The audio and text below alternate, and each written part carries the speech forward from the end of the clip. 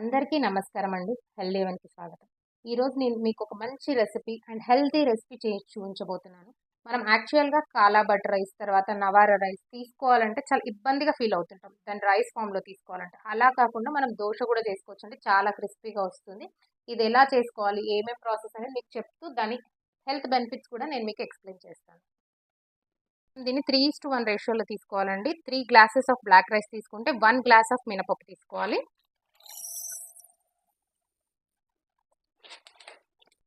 అందులో ఒక గుప్పెడు శనగపప్పు, కొన్ని మెంతులు వేసుకోవాలండి. మెంతులు వేసుకోవడం వల్ల దోశ క్రిస్పీగా వస్తుంది.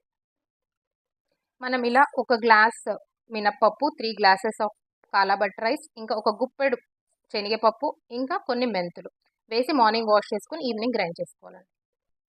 అందరము కాలాబట్ రైస్ అనేది తీసుకోలేమండి డైరెక్ట్‌గా. తీసుకోవచ్చు, బాగుంటుంది టేస్ట్. కాకపోతే అందరూ హెసిటేట్ చేస్తారు.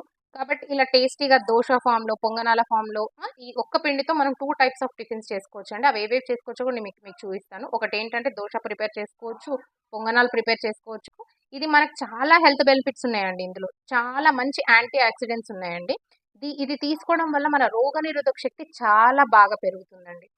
అదే కాకుండా మన క్యాన్సర్‌ని కూడా తగ్గించే గుణాలు ఇందులో ఉన్నాయని చెప్తున్నారు. కాబట్టి ఇలాంటి రైస్ అనేది మనం వీక్లీ వన్స్ ఆర్ ట్వైస్ తీసుకోవడానికి ట్రై చేస్తే చాలా బాగుంటుందండి. హెల్త్ ఇష్యూస్ ఉన్న వాళ్ళు డైలీ తీసుకుంటే బాగుంటుంది. హెల్త్ ఇష్యూస్ లేని వాళ్ళు ముందు నుంచే మనం ఏంటి అంటే మన హెల్త్‌ని మనం కాపాడుకోవడానికి ఏంటి అంటే వీక్లీ వన్స్ ఆర్ ట్వైస్ దీన్ని తీసుకోవడం వల్ల మన హెల్త్ చాలా బాగుంటుంది. ఒకసారి ఇలా ట్రై చేయండి. నేను మీకు అన్ని రెసిపీస్ చేసి చూపిస్తాను. ఇదిగోండి, మనకి ఈవినింగ్ వరకు బియ్యము, పప్పు ఇలా నానిపోయి ఉంటాయండి. దీన్ని మనం గ్రైండ్ చేసుకుంటాం. చూడండి కలర్ ఎలా ఉందో ఇప్పుడు ఇది.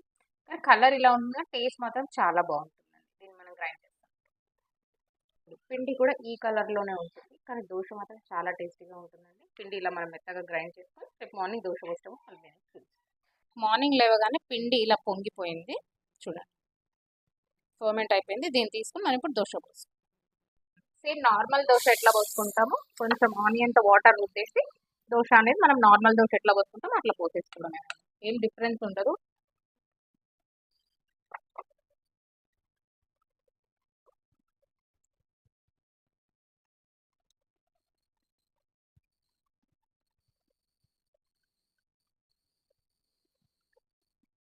ఇదిగోండి, మనకు సేమ్ ఆ దోశ ఎట్లా కాలిపోతుందో అలా కాలిపోయిన తర్వాత తీసేసుకోవడమే అండి. సేమ్ చాలా క్రిస్పీగా ఉంటుంది, టేస్టీగా ఉంటుందండి ఈ దోశ కూడా. కాబట్టి ఇట్లా మనం రైస్ తినలేము అనుకున్న వాళ్ళు డైలీ ఒక పూట కనీసం ఇలా దోశలాగా కూడా చేసుకోవచ్చు. ఇదిగోండి, పిల్లలు కూడా చాలా ఇష్టంగా తింటారు. మా బాబు ఎలా తిని ఎలా ఉందో చెప్తాడు ఇప్పుడు.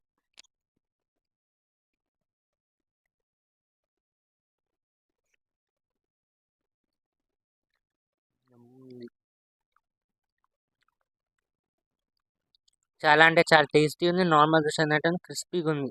చాలా టేస్టీ ఉంది.